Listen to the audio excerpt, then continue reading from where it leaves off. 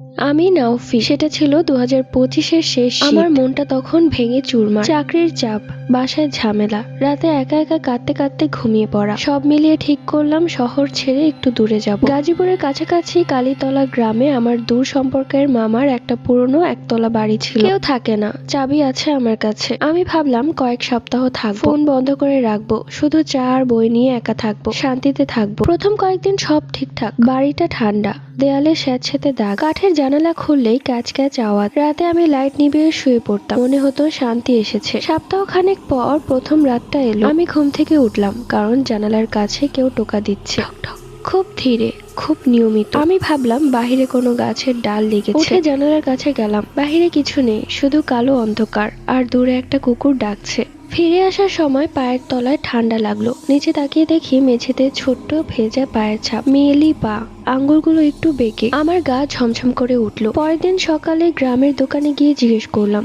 ওই বাড়িতে আগে কি হয়েছিল? দোকানদার চোখ নামিয়ে বলল, ওসব কথা বলবেন না, জানার দরকার নেই। আমি হাসলাম, ভাবলাম গ্রামের লোকে ভূতের গল্প। কিন্তু তারপর থেকে রাতগুলো আমার জন্য জ্বালা হয়ে গেল। রাত 2:40-এ টোকা শুরু, 3:10-এ ঘরের ভেতরে কেউ হাঁটার আওয়াজ, কিন্তু ঘুরে দেখি কেউ নেই। 3:45-এ বিছানার পাশে কেউ দাঁড়িয়ে আছে বলে মনে হয়। 4:20-এ জানালার কাছে অনেকগুলো হাতের ছাপ, যেন কেউ বারবার চেপে ধরছে। 15 দিন কেটে গেল, কিন্তু এক রাতও আমি ঘুমাতে পারলাম না। রাত 3টার দিকে টোকা হঠাৎ থেমে গেল। তারপর একটা খুব মিষ্টি ফিসফিসানি মেয়েলি গলা, আমার নামটা বলে দাও।